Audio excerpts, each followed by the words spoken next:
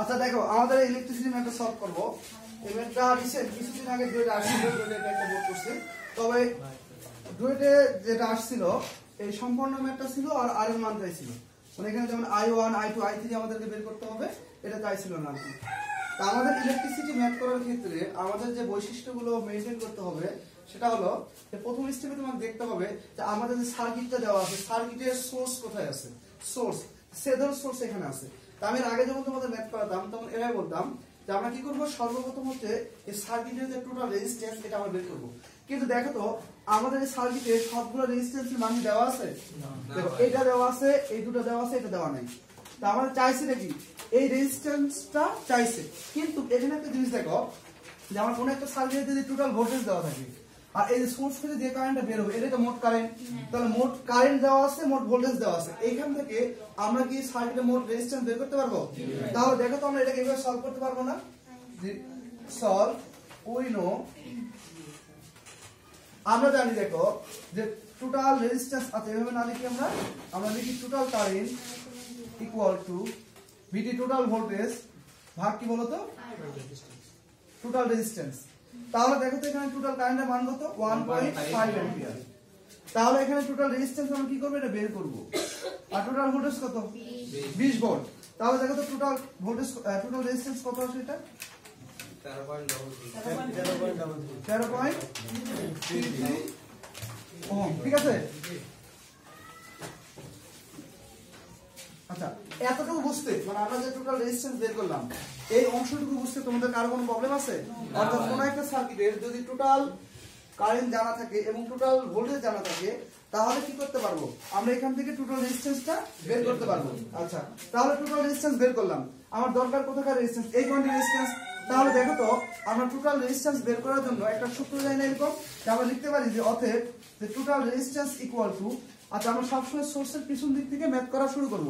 যেমন দেখো 15 parallel 15 parallel আর, তাহলে আমরা একবার লিখতে পারি আমরা দেখো তো যে 15 প্যারালাল আর, ঠিক আছে, প্লাস এবং এই তিনটা কিভাবে আছে? পরস্পর প্যারালাল আছে।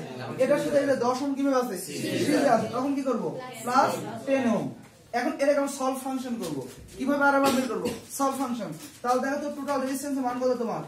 13.33।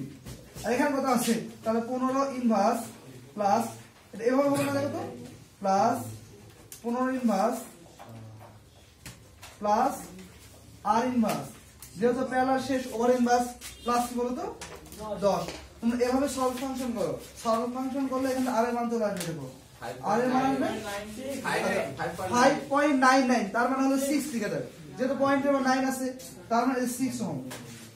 এই ম্যাথটা 2014 আমাদের ম্যাথটা আসছে দুটো, এটা অ্যানসার। দেখো এতটুকু বুঝতে তোমাদের কারো কোনো প্রবলেম আছে কিনা? সহজ আছে না? জি। আচ্ছা এখন একটা জিনিস তোমরা লক্ষ্য করো, যেহেতু তোমার এখানকার ভোল্টেজ এখানকার রেজিস্ট্যান্স জানা আছে, সুতরাং I1 I2 I3 বের করতে পারবো না? আচ্ছা আমরা যদি ধরো কারেন্ট ডিভাইডার রুলস ইউজ করি, কোন রুলস? কারেন্ট ডিভাইডার রুলস, তাহলে খুব সহজে কি করতে পারবো? I1 I2 I3 বের করতে পারবো। ধরো আমি I1 বের করব, কি বের করব বলো তো?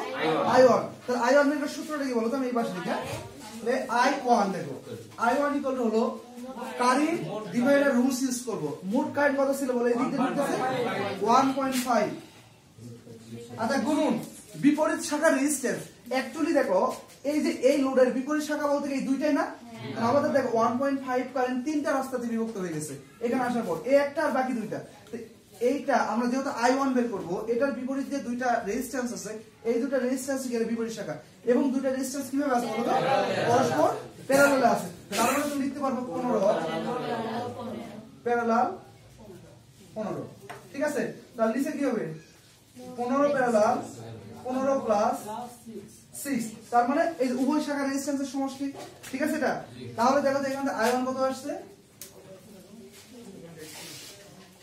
আচ্ছা সেম পদ্ধতিতে আমরা I2 বের করতে পারবো। তাহলে I2 তে দেখো ওহম কত আছে? 15 ওহম আছে। ঠিক আছে, তাহলে আমরা কি লিখব? মোট কারেন্ট গুণন বিপরীত শাখার রেজিস্ট্যান্স। তাহলে দেখো তো I2 এটা বিপরীত শাখা অ্যাকচুয়ালি কোনটা? এটা বিপরীত শাখা উপরেরটা এবং নিচেরটা, দুইটাই না? দুইটা না? তাহলে দুইটা পরস্পর কিভাবে আছে? প্যারালাল। তাহলে তোমাকে লিখতে হবে দেখো যে 15 প্যারালাল 6, ঠিক আছে, প্লাস 15 প্যারালাল 6 প্লাস কি বলো 15, যেহেতু আমার i2 তে 15 ওহম আছে, এটা একটা মান আসবে। তারপরে ধর i3 বের করব। i3 আমরা কিভাবে বের করব দেখো, i3 বের করার রুলস হচ্ছে সেম আগের মতই। তাহলে আমরা প্রথমে কি লিখব, টোটাল কারেন্ট। আমরা কি লিখব বলো তো, টোটাল কারেন্ট। তাহলে টোটাল কারেন্ট কত, 1.5 অ্যাম্পিয়ার গুণন বিপরীত শাখা রেজিস্ট্যান্স। অ্যাকচুয়ালি এটা বিপরীত শাখা বলতে কি বোঝায়, যে i3 এটা i3 বাদে বাকি যে দুইটা তার, এটা কি বিপরীত শাখা না? তাহলে দুইটা তার পরস্পর কিভাবে আছে, প্যারালালে। তারপরে দুটো তো বিয়োগ করে দিলে 15 প্যারালাল। আচ্ছা, এটা দুই ভাবে করা যায়। তুমি এইভাবে করতে পারবা, অথবা যদি এই টোটাল 1.5 থেকে এই দুইটা বিয়োগ করে দাও তাও হবে। তো যেহেতু আমার মান বের করা যায়, এইজন্য আমি সূত্রটা লিখছি। এই মান কত আসে, এটা কত আসে বলো তো? কত এটা 0.83 না অ্যাম্পিয়ার। i2 কত 0.33 অ্যাম্পিয়ার। কারণ আমি ইচ্ছে করলে i3 সূত্র দেবেন না, আমরা দুই ভাবে বের করতে পারবো।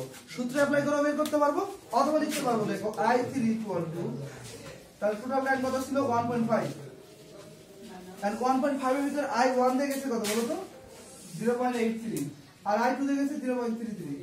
এই যোগ হবে, বাকিটা কি হবে বলো তো, এই 1.5 থেকে দুটো বাদ দিয়ে দিলাম, ঠিক আছে? তাহলে বাকি i3 দিয়ে চলে যাবে।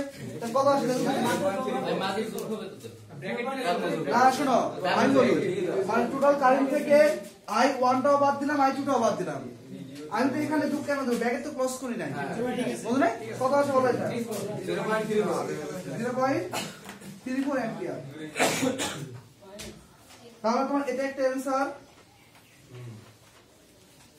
এটা একটা অ্যানসার, এটা একটা অ্যানসার, ঠিক আছে? পারবে এটা? না